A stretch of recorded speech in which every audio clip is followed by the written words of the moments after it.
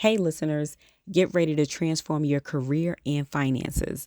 In 2025, join us for the Health and Wealth Expo retreat in February and then the Live Expo in May. Save the dates for two powerful experiences that will transform your career, finances, and well-being. Mark your calendars now. Welcome to Nurses with Voices. I'm Dr. Alandra, your host and fellow nurse who's traded in burnout for breakthroughs. I'm here to show you how to transform your nursing career into one filled with purpose, reduced stress, and incredible opportunities. Whether you're looking to start your own business, build generational wealth, or simply find a healthier role in nursing, this podcast is for you. Join me to explore practical strategies to overcome burnout, combat bias, and chart new paths in nursing. It's time to reclaim your voice and reimagine your future in healthcare. Let's get started.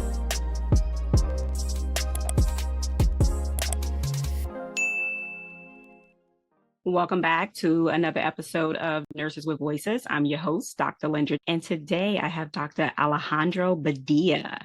Dr. Badia is a hand and upper extremity orthopedic surgeon. He's an author and healthcare entrepreneur and founder of OrthoNow, the first network of orthopedic walk-in centers. And this has helped to address the frustrations of patients having to wait and seek timely and expert musculoskeletal care. He's the author of the book, Healthcare from the Trenches, which provides an honest examination of the underlying causes of inefficiencies, in the U.S. healthcare system. The work from this book later inspired his podcast, Fixing Healthcare from the Trenches. And I just love that. Welcome. Thank you. Thanks for having me on, Linda. It's going to take things like this to really make a change, because it's tough, as you know. It is. Thank you for being here. OrthoNow, I want to start there and talk about that and the patient experience. OrthoNow was created to provide patients with timely and specialized musculoskeletal care. Can you share the biggest challenges you faced in establishing this network and how it has impacted patient outcomes compared to traditional healthcare settings? Yeah, it's actually an easy question. Let's start with how it impacts healthcare. If you think the average person has an experience with some orthopedic injury, or more importantly, pain, right? So it's orthopedic urgent care, but we don't even use that tagline. So the bottom line is, 80% of human beings have, for example, severe back pain at one point in their life. In fact, I threw out my back 2 days ago. Now, I'm an orthopedist, so I knew I didn't need to go somewhere, but the average patient will go, say, to an emergency room, which is way too complex for something like that, right? It's not a femur fracture. Many patients now go to urgent cares, which are a great addition to our healthcare system, but they don't have the expertise. So you end up actually making additional stops. What OrthoNow does is tries to disrupt that by saying there is a walk-in place. We have an app. You can call an Uber or Lyft in the app. You can tell us when you're on your way. You can send a picture of your swollen ankle, and then you're being seen by somebody who actually knows orthopedics. Many times they will resolve it, or if it needs somebody like me, they'll send a ortho chat, which is a dialogue, HIPAA compliant, with the X-rays, MRI images, etc., to then for that person, subspecialist, to then resolve the problem. So it is an obvious solution to a big issue. The problem, the challenge is, Alandra, has been engagement, whether it be from the community, our municipal leaders, our chambers of commerce, which allege to help businesses, right? They all come together to network, but we bring this to them and they're like, oh, that's a nice idea, and that's it. So very little has changed. We've grown organically because if you look at our reviews and you look at, even social media, you see, wow, people actually have positive comments. But that's not a way to grow a business. So our challenge has been getting big entities, whether it be gyms and CrossFit, my own kids' private school, very expensive, has been very difficult to get them to engage in this, which is an obvious thing. You don't have to be a rocket science to understand the advantages. So that has been the challenge, but I'm happy to announce, and you're only the second podcast I announce this on, that we are in due diligence with a company that will help us grow because I'm still a busy surgeon. So we should be closing the transaction in the next month. So you'll be hearing a lot more about OrthoNow, hopefully in your community. Awesome. Awesome. That's amazing. Yeah. It's amazing. And it's interesting when you talk about the struggles and the challenges that it takes. But I'm so glad to hear that, that's going to shortly be behind you. Because I think once people see the impact and what it can actually do, it Oh, it yeah. only takes one, right? It only takes one yes, and the rest is history. Yeah, it's we're getting there. But it's been a 14-year journey now. I have to say that OrthoNow, at first I made the mistake that when people got interested, I franchised it. And I thought that my colleagues would engage because they're busy surgeons and say, you know what, I'd like to have let's say, a pipeline for patients who need me. But if they don't need me, I'm still, making that income instead of the general urgent care, right? No, the problem with our own colleagues, and I talk about this in chapter 4 of our book, is it's very hard to get collaboration. I say that it's all started organic chemistry sophomore year in college. The competition starts, but I tell my colleagues, we got to stop competing because the insurers and the big healthcare systems are all killing us because they know that we don't collaborate. Right, right, Yeah. right. It's and while you mention that, I want to switch gears and talk about your book. Your book, Healthcare from the Trenches, and it's not really switching gears, it's really segueing, I should say. Yeah. It really offers a unique insider's perspective on the U.S. healthcare system, right? Yeah. Can you tell us what inspired you to write this book? What was the message you were hoping to convey? Well, a little bit similar to founding OrthoNow. I was frustrated. I guess, they say entrepreneurs are born, not made. I have no idea where I got this from. There's nobody in my family who's like this. And it's kind of a curse, to be honest. I see a problem, I want to fix it. I'm driving, traffic lights aren't aligned. I'm like, who can I call to get this fixed? Right. Right. We all have that. The difference, I think, with an entrepreneur is they take it one step farther. And in healthcare, that's very difficult. And that's why I kind of called it a curse. In fact, my tagline in LinkedIn is reluctant healthcare entrepreneur because I almost wish I could just put my head down and just be a surgeon because that I think I'm good at. I don't think I'm necessarily a good businessman, to be very blunt. So why did I write the book? Same reason I started OrthoNow. I saw a need. So the need for OrthoNow was, as a hand surgeon, every patient seeing me has been to 2 or 3 places. And they didn't fix the problem. They're not expected to because they don't have the knowledge. But it also sucks money out of the system because then their insurance company all paid for those multiple stops, right? I wanted to that was symbolic to me about what's happening in our US healthcare system. And I wanted to tell the story to patients from the trenches, from somebody who's not, a big academician, not somebody who's a bureaucrat, not somebody who works, in a health, because those are the people who are out there talking. I don't really care what Blue Cross Blue Shield executive says about healthcare. They're not awake like you and I are, Alandra, at 3 a.m, right, trying to save a patient, right? They're not. Let's be very blunt. So the message needs to come from people like us. So that's why in the book I have 26 contributors. There's nurses, there's therapists, there's even a hospital a CEO of an orthopedic hospital who understands, like everyone, that we need to fix it.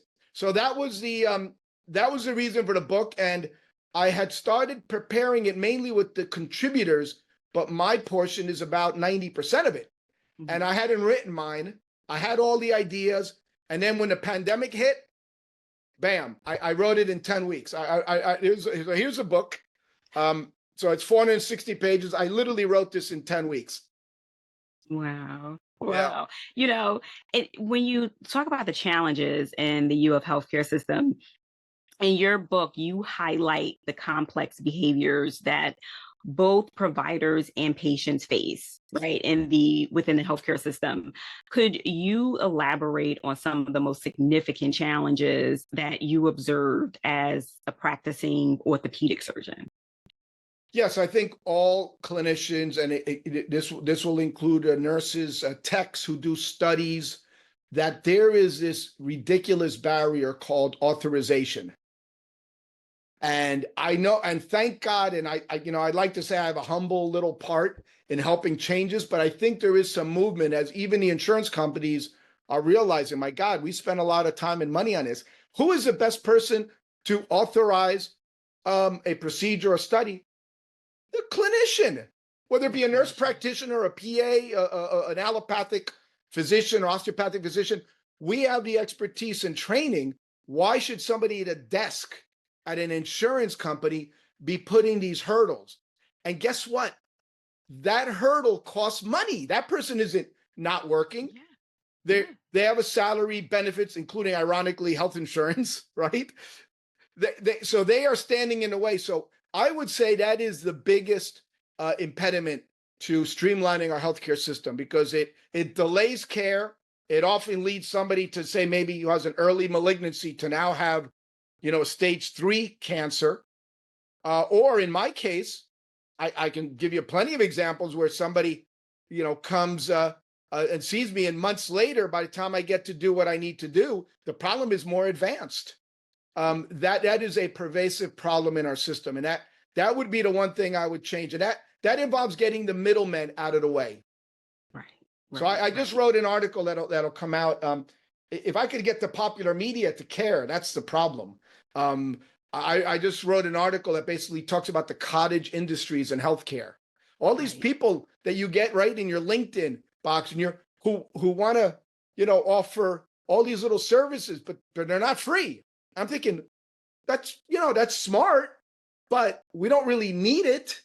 Right. Right. And we need it because we've created this bureaucracy, and little by little, as Medicare cuts us every single year, 2.5%, 3%, there isn't that margin to now pay all these people to be a scribe, to help me, I don't know, make sure there isn't cancellations of appointments in my office. I mean, I have my staff I pay. Do I need an outside agency to do that? It's really so that article will be coming out. And, my biggest challenge, just like OrthoNow, is just getting engagement and interest. If I put something with a cute, I don't know, in social media, put something with a cute kitten, or I'm in Miami, a sexy girl, why does that get thousands of likes and share? And yet I put something that affects us every day, and maybe one person shares it. We're going to reach an I can't breathe. And I hate to bring up another societal issue, but really, let's go for it. When are we going to reach our I can't breathe moment? Right. When some bad cops cause some really good social change, and yet in healthcare, people, can't get an MRI because their insurance company doesn't approve it. When are people going to get outraged? I don't want them to burn cars or break windows, but I'd like to see some outrage in the public. Absolutely. And I hear what you're saying, because the people who are approving or denying these services a lot of times are not clinicians. They aren't, Alandra. They usually are not. They're not. And that's what's scary. Right. And to your point, we're allowing disease processes to go on for too long. And I love your passion behind it. And you're right. There needs to be more of a fight and more advocacy behind this, so that the people understand how they are affected. But it shouldn't take, like today I was watching GMA, and Holly Berry was on, and she was talking about menopause. But now everyone has the attention because it takes Holly Berry to talk about it, and it shouldn't. You get what I'm saying? Yes. This should be something that people understand that affects their day to day, and it's not until they're sick is when they realize that there's a problem here with our healthcare system. Well, you're right. Why does it take a celebrity to bring that? In hand surgery, I remember, and a colleague of mine did the reattachment of his. It wasn't completely amputated, but he had something called a ring avulsion.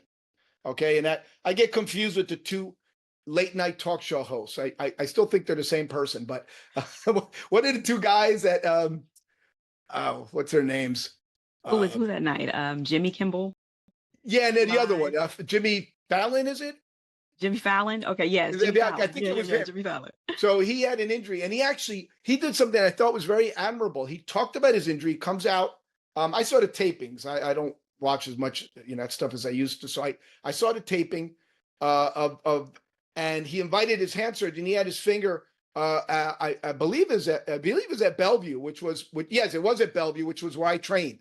So it's a big we do a lot of microsurgery at that big city hospital in New York.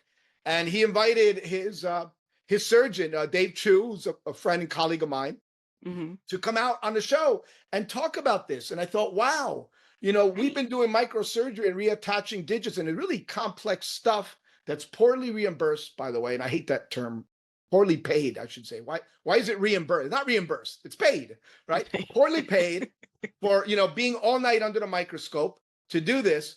But he invited the surgeon out, and he told the story, and I thought, that's awesome. But it was a little frustrating that why does it take a celebrity to bring attention to these? So maybe, Alandra, you and I can work together, and that whoever's listening, and I'm hoping that whoever's listening will share your excellent podcasts, because liking it doesn't help us, right? Liking it's, that just helps, our egos, right? Sharing it. Right? No, it's to your point, and this is why we do this, right? And this is the nurses with voices, healthcare workers, and this is why there needs to be more education. There needs to be more discussions around these topics. Like I said, not just when something happens to a celebrity or, when you see it happening to someone with a big name. We need to understand because it affects us. Every day. Every day we all live this. And so what I hope is that somebody who's watching this or my podcast, which I will say has been frustrating, because again, the modest amount of engagement with something, and I've had some incredible guests. I mean, I've had the only practicing surgeon in the U.S. Congress, right, from North Carolina. I mean, this guy came on, and I'm like, why isn't there more shares and more, or more challenges? I'd love somebody to say, hey, I don't agree with you, Dr. Badia, and that would be refreshing. When I get comments and when people say, I take the good comments and I take the other, because it tells me that you're listening. And that's what I want. I want thought-provoking, because now I just provoked the thought. And then one of those people watching may have a friend who's a columnist in the New York Times or something like that actually moves the needle, or Forbes. And then they say, my God, why haven't we written about this? I mean, this is a pervasive problem in our society. Authorization by a non-medical person, literally telling a doctor or a nurse that, okay, you can do that treatment. I honestly think a decade from now, we're going to look back and we're going to say, boy, we were idiots in our society. I mean, who thought of this? The way everything is changing, especially with AI. So it's like it's so many unknowns as what's going to go on and what's going to happen. With that said, what advice would you give to your fellow healthcare providers who are struggling with the challenges that you've described, and how can they navigate these issues while providing the best possible care to their patients? I think there is some positive change, but the most important is talk about it. And most people now are on some type of social media, and it doesn't cost anything. So all it is talk about this, and let's get something from a groundswell. We have to talk about this so that we can get change, because we're all experiencing the frustration. Everybody will talk about this, their own family. Oh, I can't get this test or something because I'm waiting for the approval from the insurance company. The insurance company, my understanding, and it was like this really kind of when I first went into practice in the 90s, the insurance company is supposed to collect premiums, right? And healthy people like me, I just had a big heart study yesterday that I had to pay for, but thank God I'm perfect. But I paid for it. Of course, Humana isn't going to pay a cent. Literally, they're not. But what I pay Humana and everybody else pays Humana, if we put that together, then there's money to actually pay for the services, right? But they waste so much money, system wastes so much money on avoiding the payment. And it wasn't like that. Many years ago, insurance companies did very well, and their goal was to collect premiums and pay out, not to actually practice or interfere with healthcare. Now, I want to make a comment. I do this every 2 weeks on the podcast. We do need oversight, right? Alandra, there's bad apples in healthcare and in every other profession. So you need oversight. I don't mind that. And if I'm as an upper limb surgeon, if every person comes to my office is being booked for shoulder arthroscopy, wait a second, let's look under the hood with Dr. Badia. And I think as physicians, we would welcome that, except the bad players. But Right. why are the majority of clinicians who are practicing good medicine, do we have all these interference? So what I would say to answer your question is, people listening, your colleagues, my colleagues, talk about this. Talk about it. And try to figure out a way to bring this to the public. You know, I wrote this for the public. And you know, it's not on the bestseller list, right? But I will say, I want to make the announcement that literally 72 hours ago, it went live on audio. So you can find it on Google Books. It was very difficult. I had to get the manuscript. Yeah, it was very difficult because I actually had to get my IT people involved. It was very difficult, very challenging to get the book, the manuscript on Google Books. But once it was there, AI, and you could pick the voice. Oh, nice. All right. And then if it's really successful, I may decide to take, 4 or 5 days and read it myself and put it as an audio book. But the guy has a nicer voice than me. So I'm hoping, but again, I have to see engagement. Yeah, because it's all to make a difference. It really, really is. And it's funny that you bring up, oversight, because I can remember very on, or I think I was probably still in nursing school and I worked for this doctor's office, and he used to, everyone had to have, and he was a cardiologist. So everyone had to have a stress test and an echocardiogram, like I think it was every 6 months. So whenever they were due for, like whenever the insurance company would pay for it, everyone had to have it. So whether it was indicated or not, everyone had to have one. It was a stress test, an EKG, and echocardiogram. And, he actually got audited eventually. And we would be in the office and we would be saying, like, when is someone going to audit this guy? Yeah. Because there was like no indication for it, but everyone was being ordered these tests. So to your point, yes, there does need to be some oversight. However, that's the exception and not the rule. Right. It's one of those things where. Absolutely. Thank you. That's exactly the point. And that's why we do need the oversight, but we don't need the constant interference. That is the problem.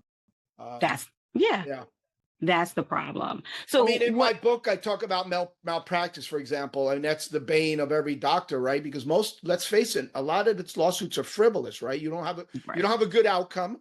Mm-hmm. I tell my patients, thank God I'm only a hand surgeon, but I have friends who are oncologists, and guess what? Some of their patients die, and they die a miserable death. Mm-hmm. Does that mean that they should be sued? Does that mean they're not a good oncologist? So, but there are bad apples, right? So we all know the media, of course, plays up, Dr. Death. There's actually 2 of them now, but the original Dr. Death was a guy who was in jail for the rest of his life, who was a neurosurgeon, who was just an atrocious spine surgeon. And he maimed many people, paralyzed. Some people died on the OR table or post-op. And he should have been stopped. And this was in Texas. And the hospitals were afraid of being sued because we're limiting his ability to. And thank God it was for a vascular surgeon on one of the hospitals who said, enough is enough. Enough is enough. But I'd love to talk about all the incredible spine surgeons around the country who do things that get people back to functioning but that's not really talked about. That's not exactly. And what is funny? I actually recently met the good nurse. They made a movie about it, about the nurse who was going around injecting insulin into people's fluids and everything. And I actually recently met the good nurse she was at a nursing summit. And to your point, I didn't know who she was at first. But everyone does now. Yeah, everyone does now, right? I didn't know who she was at first, but those are the things that grab attention, right? Those are the things that when, because you were, you helped take a serial killer down. However, what about the nurses who have just every day. And it's so funny, right? During COVID, we were heroes. They had pictures of nurses with capes and now we're just nurses. It was thank you for your service. And I'd love to understand why that is. Maybe some of your listeners have some insight. Why do we think that is? Is that because people's, in terms of news cycles, news now, people, that's why it's hard to get people to read my book, right? They want everything in bites, but not everything can be in sound bites. I'd like to see somebody discuss that because the nurses are still doing a incredible job. They're still, there with you at 3 or 4 in the morning, when you're in pain or when you need something. And yet, we're not talking about that. Right. And we're not talking about that. Where do you see the future of healthcare going in the US? And are you optimistic in the direction that is headed? I tend to be optimistic. Right. So I'm hopeful. But I will confess, I've lost a little bit of my mojo lately. Yeah, because I mentioned before, I mean, my podcast, I've had some incredible guests and I keep it short. Right? I keep it to 15 to 20 minutes. Attention span, I get that. We're busier for some reason. I haven't done it in a while, but people like you actually inspire me. So I'm going to think of my next guest and start up again. Yeah. There you go. Yeah. I'm on episode 37 or something. So I've been doing it for a year and a half. But I think I'll start again. So thank you. Yeah, absolutely. Well, good. I'm glad I can inspire you, Dr. Badia. Really, I have to be honest with you. When I saw your book, I was like, I need to speak with him. As we wrap up, is there one key takeaway that you want to, really share with the listeners to remember, maybe from your book or from this conversation?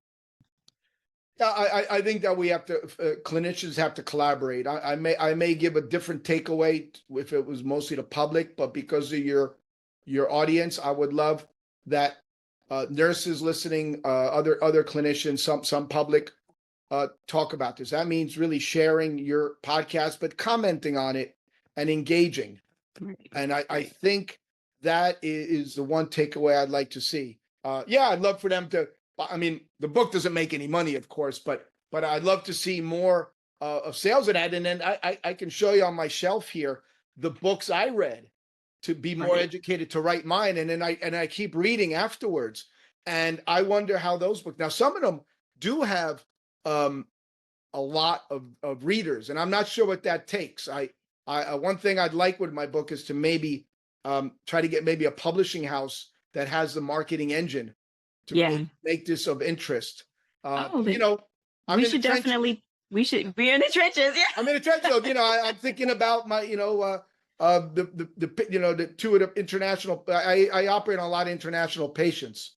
Right. And so I'm thinking about that every week because they fly in for me. And honestly, Linda, that's my priority. I have to say, I love to change the healthcare system, but my priority really is each and every one of my patients, where I operate on anywhere from their fingertip to their shoulder. That is what I love. That's really what I'm good at. Right. The other part is just hope. Gotcha. Well, listen, thank you so much for coming on and sharing your expertise with everyone and to the listeners. Until next time, everyone, make sure that you stay inspired, stay educated, and stay empowered. Thank you.